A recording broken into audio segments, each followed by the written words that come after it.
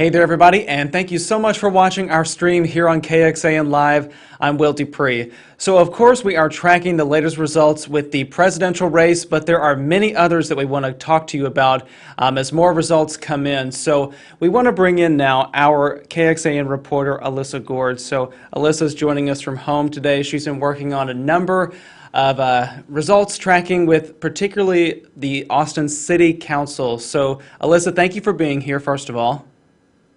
Thank you for having me, Will. We want to tell people that there were a number of city council seats on the ballot during this election, and at least one has a known winner, but two are going to be heading to runoffs. Maybe let's start off with the one seat that is determined at this point. We have two actually. Oh, that's right. That's right. Sorry. It's two at this point. No, it's hard to keep track, and there are so many, Will, that we're tracking this particular year. There were 5 city council races that were going on. Of those, we have winners called in three of those races. So we have Councilmember Greg Casar in District 4. We've spoken with him, and he gave interviews with us last night and comments with us again today.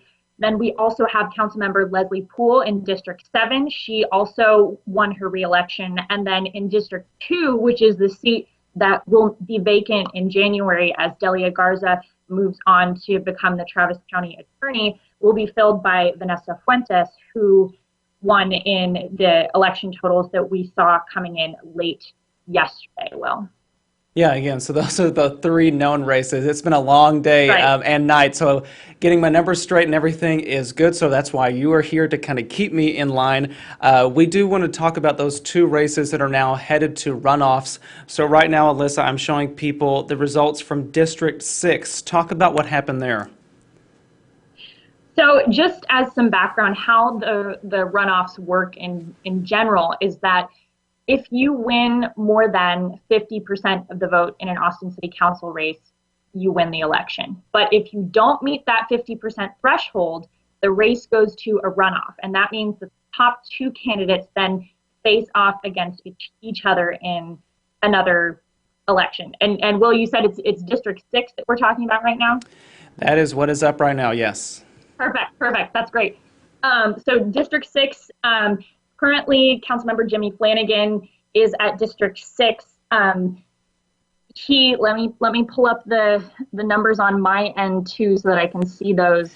Yeah, if you want, Alyssa, well. I can read those off for you. So Jimmy Flanagan, he captured 40.2% of the vote, while Mackenzie Kelly, his challenger, got 33.4%. Excellent. And Will, I caught up to my notes on that as well. Something to note about that is a lot of people are used to pulling up the Travis County clerk's election page to find the results. Those numbers will look a little different than what you'll see on the Travis County clerk's website, because Austin City Council District 6 is unique in that it's the only city council district that is split between Travis County and Williamson County.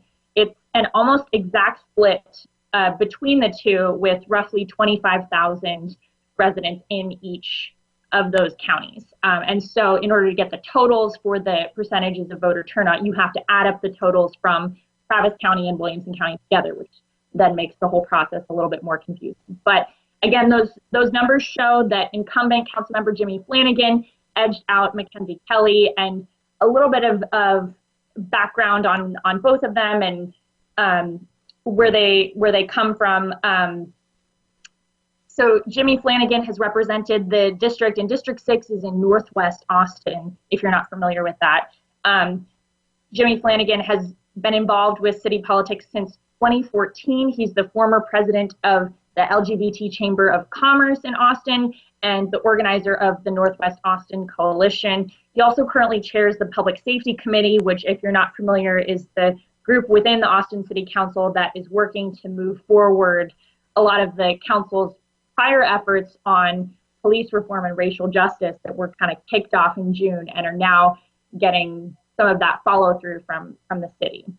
And Mackenzie Kelly is the president of Take Back Austin, which is a group that has sprung up in the wake of Austin repealing prior bans on camping in public. Take Back Austin is pushing to reinstate the ban on public camping, and Mackenzie has made homelessness and homelessness policy a focus of her campaign work and campaign outreach. She also has expressed opposition to the movements that council has made in this last budget cycle to, over the course of the next year, transition $150 million out of the Austin Police Department budget and into other areas. It gets kind of tricky because as we talk about what exactly the cuts are to police, people will take the term defund police, and that's the term that Mackenzie Kelly refers to, but the exact action that council took is a transition of dollars through the course of the year through a period of time, and also moving positions within Austin Police into other departments, so moving around responsibilities. Mackenzie Kelly also, she's gotten multiple endorsements. She's been endorsed by the Travis County Republican Party and the Texas Republican Party Chair Alan West and former Austin Mayor Lee Leffingwell. And so you have two very different candidates in District 6, and I was able to speak with both of them last night at campaign events, and already they seemed very ready to start campaigning against each other and really start focusing their races against each other. Yeah, so the campaigning does not end for those two candidates in District 6. Another race that's headed to a runoff is in District 10 on the Austin City Council. What is happening in that particular race? Right, so District 10 is in West Austin, and Austin City Council member Alyssa Alter, who is also running for re-election in District 10, received 34.2% of the vote and will compete in a runoff against Jennifer Verdon, who's the newcomer in the race, who received 25.4% of the votes. And Alyssa Alter, if you're not familiar with her, she's represented District 10 since 2017, and she's emphasized in her campaign that she's a mom, a small business owner, and an educator and a community advocate. She's been involved during her time on the council in working for things such as improving the budget for EMS workers and working to address climate change and wildfire prevention policy, as well as the city's response to sexual assault investigations. And Jennifer Verdon, again, as I mentioned, she's a newcomer to the Austin City Council political scene. She has been pitching herself as a conservative owner of a real estate brokerage firm who's to the right of Alyssa Alter in terms of her political persuasion. Jennifer Verdon has voiced opposition to Project Connect, which was the tax rate election that was just approved last night that will bring more light rail and rapid transit improvements to Austin. And Verdon also opposed the transition of dollars and duties out of Austin Police budget that council made this last year. So we have two runoff races with two incumbent candidates who are being challenged by other candidates who are pushing back against some of the significant changes that council has made to try and address issues like police reform and racial justice and homelessness. And so this election, this runoff election, will be a really interesting spot to see how that plays out and how the incumbents fare against the people who are really trying to campaign on these particular issues. Yeah, and earlier today, the Travis County Clerk mentioned that those runoffs are going to happen on December 15th, so coming up next month. We've got this election period getting extended just a little bit longer to decide some of these races, these very close races from yesterday. But Alyssa, you reported today, and this will be coming up on our website, KXAN.com, a little bit later this evening, but really focused on how important a runoff is and the fact that votes really do matter in these particular elections. Right. You might hear about a city council runoff election, and it may not be the very first thing that gets you excited about going out to go vote. But statistically speaking, voting in an Austin City Council runoff election you are more likely for your vote to have a significant impact on the outcome of the election, because voter turnout for those council runoff races tends to be really low, significantly lower than what we just saw yesterday for a presidential election. So for comparison, yesterday in Travis County, we saw a really high voter turnout rate of around 70% of registered voters in Travis County turning out for the presidential election. But in the last couple of years in Austin, when there have been runoff races for city council, you're seeing anywhere between 11 to 20% of eligible voters who are showing up. So it's a much smaller group of voters who wind up showing up to these elections. And that means it's very possible that these council runoff races, depending on how many people show up, could come down to a matter of a couple thousand or even a couple hundred people who have cast their votes. Yeah, that is for sure. So we can look forward to an article from you about that particular aspect of this. We also want to say that the Austin City Council has come up in criticism within the last few hours from a former police chief here in Austin. We are talking about the Houston police chief, Art Acevedo, and I want you all to take a look at this tweet. So he was responding to a lawyer, and he said, Texas Democrats can thank socialist Democrats and defund the police crowd led by Greg Casar, Jimmy Flanagan, two of the Austin City Council members, and the rest of the Austin City Council. Fact, Americans and Texans want better policing, not depolicing, and they don't want anything to do with any form of socialism. Again, this is coming from the Houston police chief, Art Acevedo, the former Austin police chief, criticizing and naming one of those candidates that's going into the runoff directly in this criticism. Alyssa, pretty surprising to see that tweet from him out there. Well, and Chief Acevedo has been critical of the movements that council has made over the last year to make changes to policing and to alter the police budget and to alter the scope of police and public safety duties. And so in that respect, it's not all that surprising.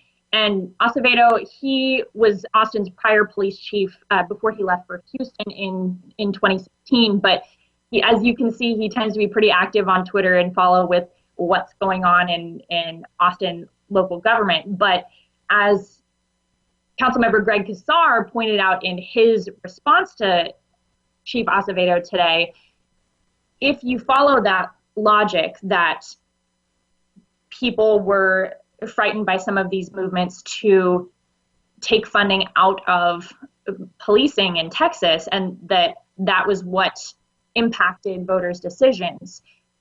That's not necessarily what we're seeing in Austin in particular. I say that because in Austin, there were 5 city council races that happened yesterday for the November 3rd election. Of those 5, 4 of those races were incumbent Austin City Council members who were running for re-election. Now, after all the votes were cast yesterday, none of those city council members were handily defeated. As we mentioned, Councilmember Greg Casar and Leslie Poole were able to secure their victory in their re-election. And still, Councilmember Jimmy Flanagan and Councilmember Allison Alter, even though they're headed into a runoff election, they still were the top vote getters in their district. And I reached out to them both yesterday, and both seemed very optimistic about their odds heading into the runoff. Yeah, and I do want to point out, as you were speaking, Alyssa, that Greg Casar did send out a statement. We had that up on the screen. I'll read it in full now. He said, after last night's election, Austin is now the only big Texas city with no elected Republicans, and that's for a reason. Austin voters have clearly mandated progressive priorities. In fact, every Democratic candidate that voted for police reforms won the most votes in Austin's elections last night. Echoing those points that you were just summarizing, Alyssa, but they're really going back at Chief Acevedo as he's criticizing them for some of their decisions and really blaming them for losses that Texas Democrats had yesterday. Right, and policing and the funding behind policing has become an issue of really heightened political interest, especially this year. You know, we saw in September many major Texas Republicans, including Governor Abbott, publicly signing pledges to support law enforcement and urging statements to back the blue, and a real push towards coming out in front and supporting law enforcement openly. And we've seen that become a real issue that has shaped many campaigns that we've watched play out in the November cycle. And so it'll be interesting to see how that plays out in these particular Austin City Council elections. And I was able to speak with a political consultant who works in Austin earlier on today, and he was saying that in both of those districts, you do have a large majority of Democratic voters, as we saw yesterday. Austin is a city with a lot of Democratic voters, but depending on who comes out to vote, some of these issues that have really been used by a lot of Republican politicians may wind up striking a chord with Austin voters. And we'll have to see how that plays out in the runoff. We definitely will, and I know you'll be tracking the results. Again, that runoff between those two different races for Austin City Council is going to happen on December 15th, so voters will obviously need to be showing up to that as they did yesterday and in the weeks prior to Election Day, so we'll encourage people to do that as well. Alyssa Goard with KXAN here. Thanks so much for joining us this evening for this breakdown of the races. We always appreciate your reporting and your analysis with this. Thank you for having me, Will. All right, everybody, if you'd like to see more Election Day results, they are on our website, KXAN.com, and right on your smartphone on the KXAN News app, so we'll send you there. Have a good day, everybody. We'll see you back here another time. Please stay safe and stay healthy.